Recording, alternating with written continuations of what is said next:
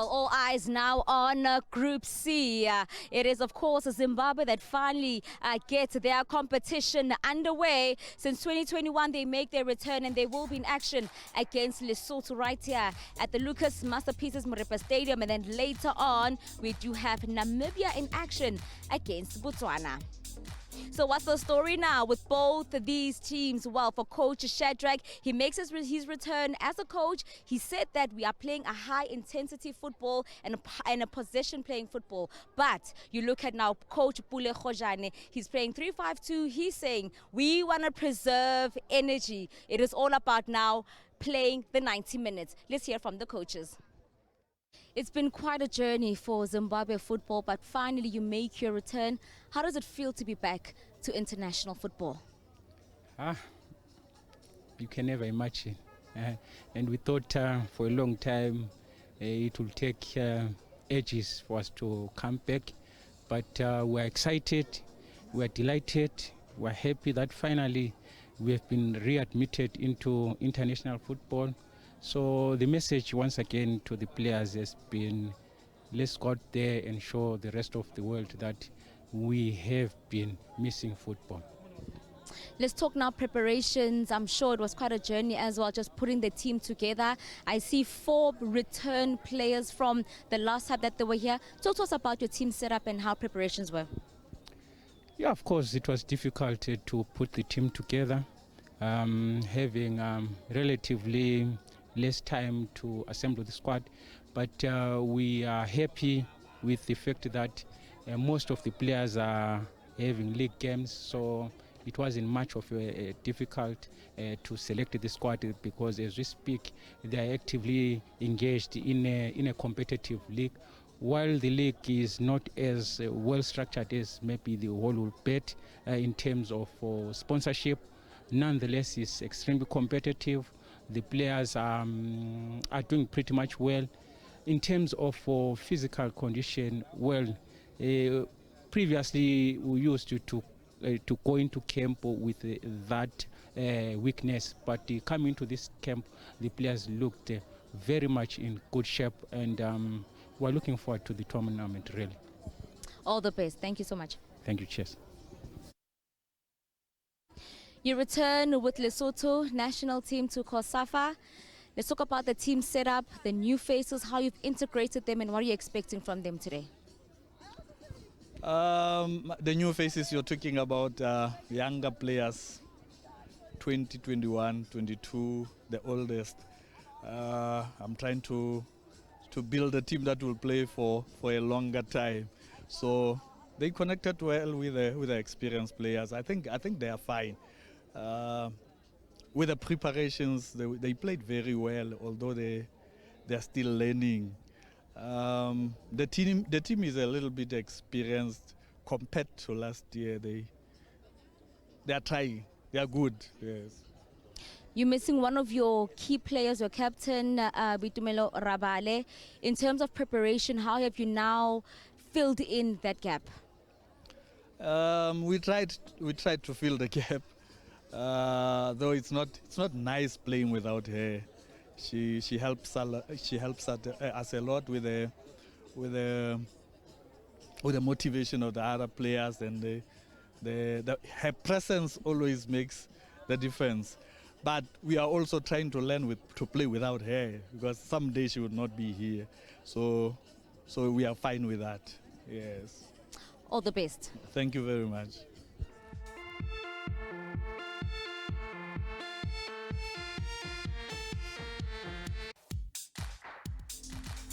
Well, the scoreline at halftime, 0-0 between Zimbabwe and Lesotho in Group C action at the Lucas Moripa Stadium here. For Zimbabwe, they may have had more of the ball here, but, well, it was Lesotho that were the first to create a chance, and when they did, what a chance it was. All about the pace here from Maloro. Gets in one-on-one with the keeper, and Cynthia Shonga comes out, makes herself big here, and a telling save in the early stages of this match.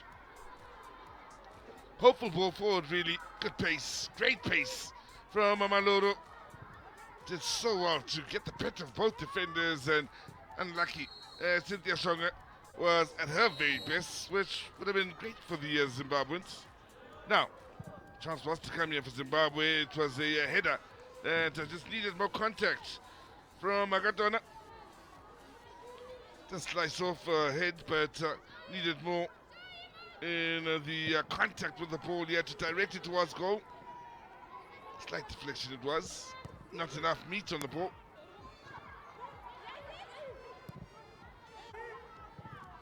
And again, Zimbabwe with a lovely opportunity here.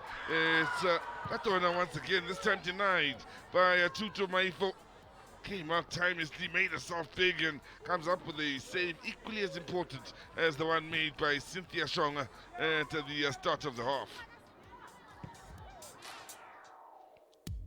So, having a look at the numbers then, and while there's not too much separating these two sides here, especially when you look at the ball possession stats, even the shots on target, it's a close encounter this between these two sides, and well, they'll have to both look to be at their best to not only take the lead, but grab the 3 points that could be an offer at the end of 90. Well, I'm joined by Dr. Brenda Kunda, Executive Committee Member and Chairperson of Women's Football at COSAFA. Mama Brenda, it's always great to talking to you. I mean, you spoke at the Champions League and all the innovations around that, but now the big news today, Zimbabwe being back, VAR being implemented in the COSAFA Women's Championship. Exciting moments to have Zimbabwe back in these tournaments. They have been missing for quite some time, and it's very nice to have them at this tournament. And if you look at this tournament, we almost have a full house. We only have 2 teams that have not been able to participate, and that is Seychelles and Mauritius. So we are hoping in the next one there will be a lot of development in that area. And also when you look at the teams like Zambia and South Africa, who are just coming back from the World Cup, we have teams that have come to the tournament, and you can see that we have younger players that are participating in the tournament. This goes to show that we are actually trying to develop so much of the young ones and ensure that that developmental program and the development of these tournaments is actually felt and seen by all the efforts and within the region. So that is very, very, very exciting. To be at this tournament. There's quite a number of things that are really happening, and it's always nice to have and see how the teams are performing and how they're doing. I mean, look at Mozambique. Who would have thought that they could actually hold Zambia to a 0-0 draw, you know? So those are things that we are looking at, that every country that has come and is participating at this tournament is actually here to compete. Speaking about growth and participation, is there now plans to expand this tournament to 16 teams? Look, we are a 14-nation region, so we are hoping that with the next tournament we should have the 14, and then maybe try and get at least maybe two guests if we can. But at the moment, I think this is one of the biggest that we've had, where we're just missing out on 2.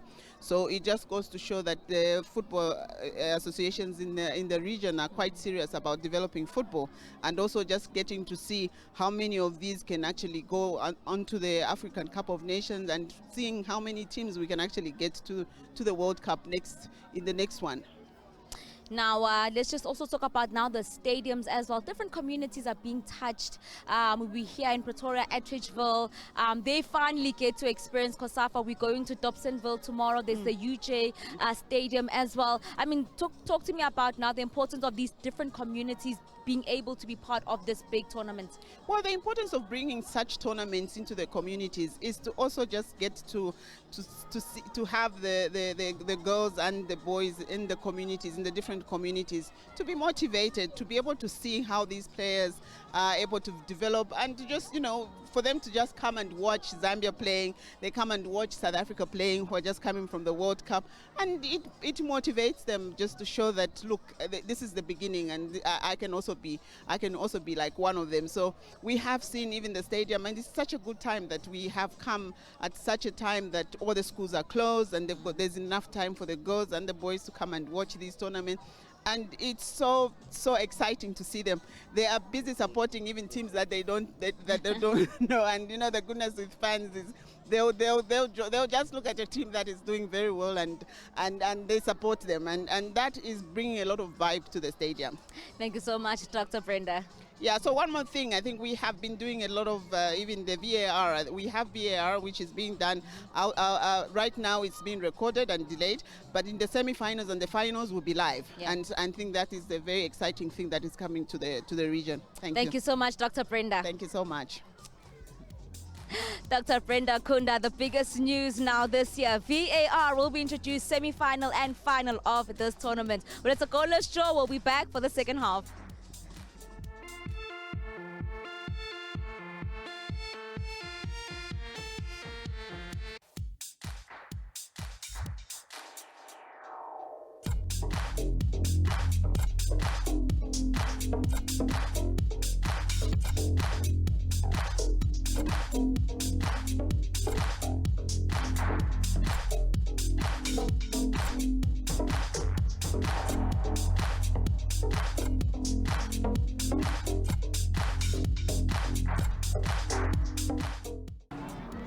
So let's go back to the moments that mattered and the chances created early on, and the early problem for Lesotho was Katona.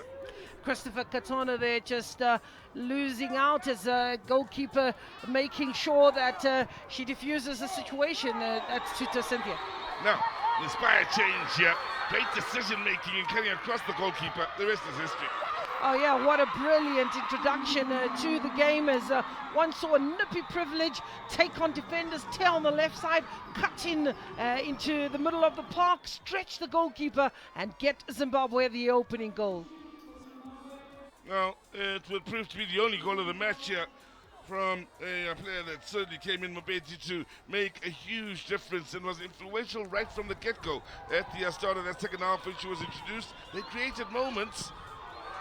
Most definitely, that was pretty close, as one has a look yet at Christabel Katona, who was definitely a player who really put her hand up for a lady of the match. But look at this ball, diagonal ball across the field. First touch was sweet, the second touch just not coming off for Christabel Katona. Well, how's this header? And the clearance off the line, the defensive player of the day from Bhutan. Well, this is a ball that perhaps the defender who really has got to take credit for it, and Tabeling Potane, who was introduced in the second half to make sure that she brings parity to the scoreline. The numbers are so close at the end of the first half. Now they definitely in the second half saw Zimbabwe taking the game away from Lesotho. It was definitely a Zimbabwean side that came up with purpose and had intentions of getting the 3 points to set the tone for Group C. Well, our player of the match is Christabel Katona, and to hand over the award is Pinky Macheka, Banyana legend. Congratulations, Christabel. Let's just bring in her translator. Christabel, firstly, how does it feel to be back playing international football? Could you please translate for her, please?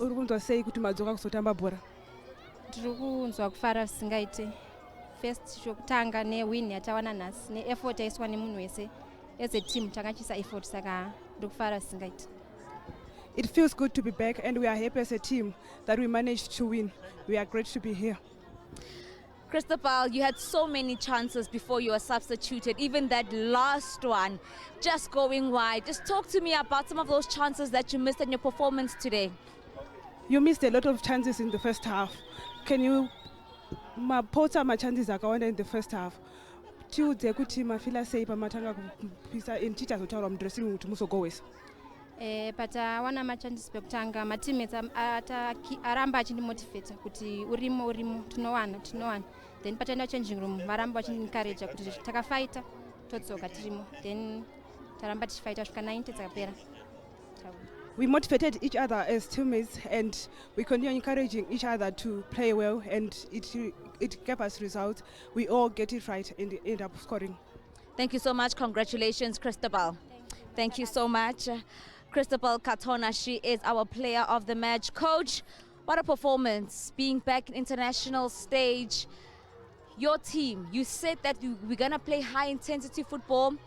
There were a bit of concerns. Would this team be able to hold out for 90 minutes? But coach, your team did. Right, thank you very much, Mbali. Yeah, we did exactly that. We set out to dominate the opponent. We set out to play again using frontal press, playing on the front foot. That is what we did. But here and there, they managed to get through the first line of defense. So we needed to change tact in the second half, and immediately after the second half, we needed to play with a double pivot so that we got more control in the central area. And once we did that, it was much easier to then control the game, and from there on, it led to a goal. Are you happy with your team's combination play as well as the transitions today? Of course, it can be better. It can be better. We're saying, look, it was always going to be difficult given that, prior to this post-match interview, I did indicate that we never played a friendly game. The only friendly game that we played was against boys. So boys present a different dynamic to the girls. So it can get better as the tournament progresses. So other than that, we're happy we got off to the start that we needed. It can only get better as we progress. Congratulations, coach. Thank you so much, Coach Shadrack Mlauzi. Thank you, cheers. Thank you so much, Coach of Zimbabwe. A great start indeed for Zimbabwe. Now we're joined by Coach Pule Khojane. Coach, your team was knocking, but just struggling to unlock that defense from Zimbabwe today.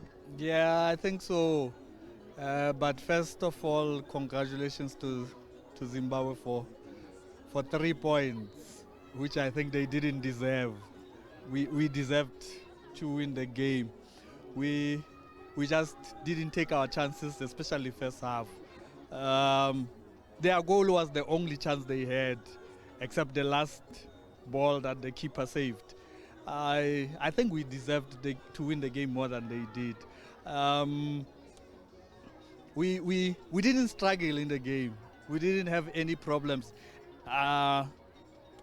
until the last, I think, 5-10 minutes when they were playing long balls, which we didn't want them to play. We avoided that at the beginning. First half, they couldn't do that. A larger part of the second half, they couldn't do that. I don't know what was happening in the last moments of the game, but I think my girls played well. I think all in all, my girls played well. Yes. One thing that you spoke about was that we're not going to play a running game.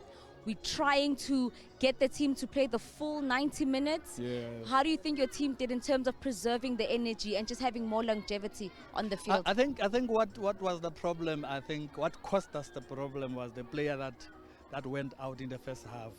It's our key player, it's our ball player.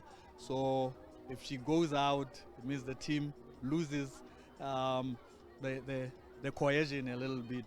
But we added more players who could hold the ball and pass around, because we didn't want to run around. We wanted to preserve energy so that we can play our passing game, our normal passing game. Yeah. Hard luck, Coach. All the best for your next game. Thank you. Coach.